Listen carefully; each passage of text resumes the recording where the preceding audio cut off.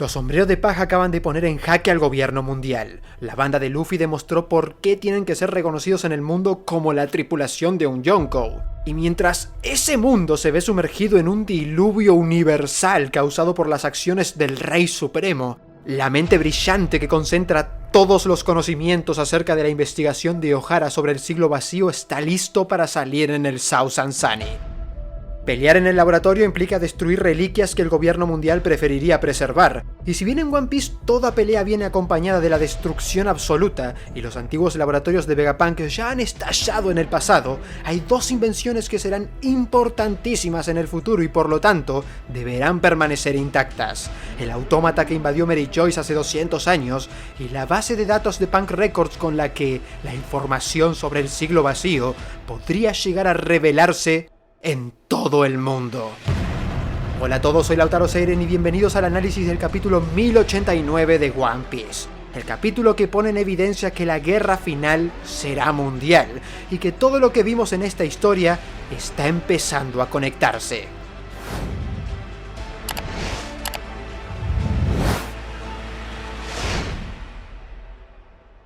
El capítulo en el que los sombreros de paja llegaron a la isla del futuro fue el mismo en el que el Urusha fue arrancado por completo del mapa.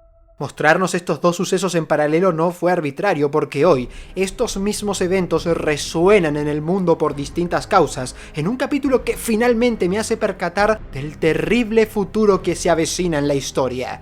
Hace unos meses publiqué una teoría sobre la fruta de Kuma y cómo podría ser utilizada en la guerra final, enviando a los sombreros de paja alrededor del mundo en un momento en el que los distintos territorios aliados estén en peligro, dándole mayor significado a esta guerra final y usando todo el mapa como escenario principal. En el video mencioné que mientras las peleas ocurrieran, podríamos ver una sucesión de paneles teniendo lugar en todos los países que hemos ido conociendo a lo largo de 25 años.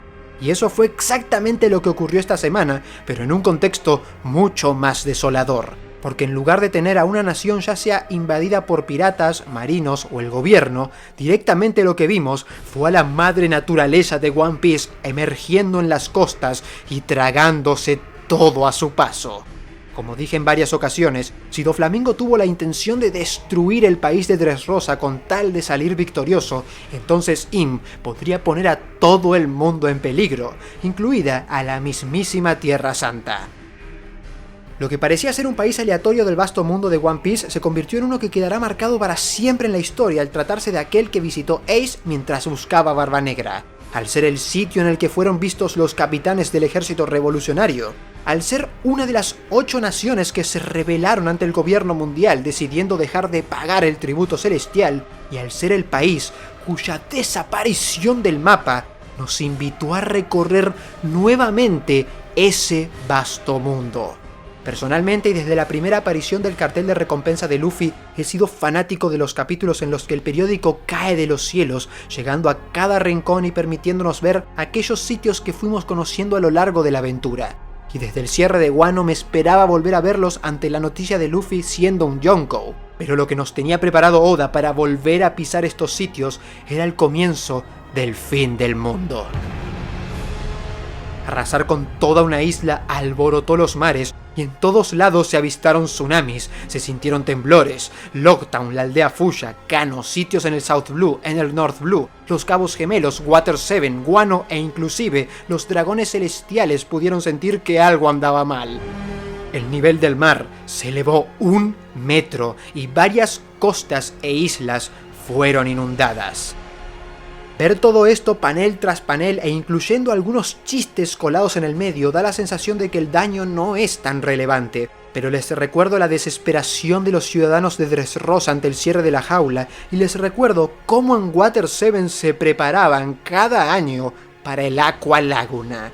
Este último fenómeno cada año era más fuerte e impactaba con más fuerza en la ciudad. Y siempre me intrigó, sobre todo teniendo en cuenta que Iceberg reveló querer transformar a todo Water 7 en un barco gigante que sea capaz de soportar el choque de las olas. Todo parece indicar que se necesitarán más de unos cuantos barcos para que el mundo entero sobreviva. Y la aniquilación total de Urusha parece que puede seguir conectando aún más la historia, porque curiosamente cerca de Water 7 se encuentra lo que queda de Enies Lobby.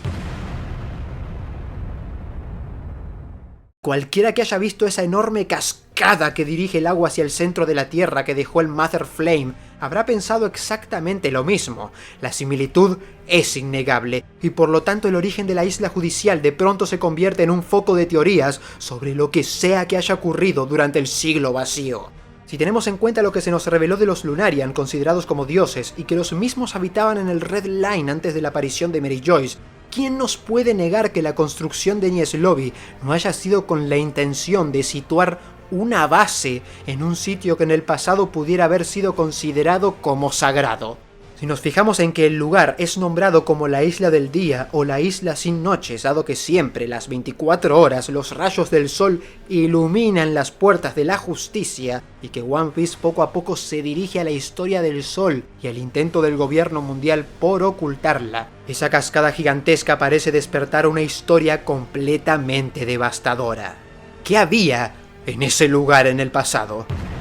Y si Vegapunk ha estado creando réplicas de las cosas que alguna vez existieron en el siglo vacío, esto puede significar en efecto que hace más de 800 años existió algo similar al Mother Flame, algo que por lo que se nos dijo en este capítulo no se usa en repetidas ocasiones, sino que se debe replicar su construcción cada vez que se quiera utilizar. Esto por suerte le pone un límite al poder destructivo de Im, porque si no en cuestión de segundos estaríamos viendo a cualquier isla desaparecer. Pero al mismo tiempo pone en duda el destino de York, porque si vamos a volver a ver este poder en acción, York tendrá que ser liberada, y ese no parece ser el caso. Mientras el mundo se sumerge literalmente en un fenómeno climático nunca antes visto, Egghead se ve rodeado por 100 buques de la marina, incluyendo 20 acorazados y cargando a 30.000 marinos, 9 vicealmirantes, un almirante y un miembro de los 5 ancianos del gobierno mundial, la máxima autoridad que dirige el planeta. Del otro lado, en un sitio completamente aislado al que nadie puede entrar y del que nadie puede salir, los Sombrero de Paja tomaron el control del laboratorio. El recientemente nombrado Yonkou puso de su lado al genio de la marina que tantos misterios representó durante 16 años, a su guardaespaldas, a los Seraphim, a los pacifistas y al Cypher Paul Zero. Luego de haberse espantado al escuchar lo que Shaka tenía para decir sobre el siglo vacío y Ohara, ahora Usopp y Nami se ven completamente relajados, sin temer interceptar la llamada directa de York con los viejos del Gorosei. Por lo que se podría decir que estamos presenciando el primer acercamiento de Luffy con el gobierno mundial. Y de alguna manera que desconocemos, la situación se puso a su favor. Vegapunk fue liberado, Bonnie regresó con la banda y se pusieron todos de acuerdo para hacer de York su escudo personal. Así que muy posiblemente tendremos una serie de capítulos a modo de flashback para explicar esta situación desde su punto de vista, pero las cosas, sin dudas, se saldrán de control. El paradero de Robin, en uno de los mejores paneles que hemos visto de One Piece, es un misterio, y todos, no importa el bando en el que se encuentren, están comiendo. Y esto es algo que no podemos pasar por alto. En el arco de Amazon Lily tuvimos una de las escenas más poderosas que durante muchos años estuvieron plasmadas en la pared de mi habitación a modo de póster. Los Ichibukai reuniéndose en Mary Joyce para ser agasajados de comida previo a la guerra de Marineford. En ese mismo capítulo, curiosamente, el narrador nos fue llevando alrededor del mundo para ver la localización de los Sombrero de Paja tras su separación en Shabondi.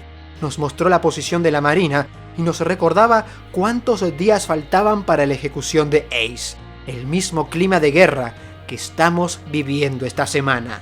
Los Sombrero de Paja, Saturn, Kizaru, Sentomaru y todos los marinos se atascan con comida, y eso solo puede significar que la batalla está por comenzar. Y sea lo que sea que pase a continuación, será determinante para comprender cómo, cuándo y quiénes formarán parte de la guerra mundial de One Piece. Ni bien el escudo del laboratorio sea liberado, me imagino a los acorazados haciendo su debut y al autómata despertando por algún motivo desconocido.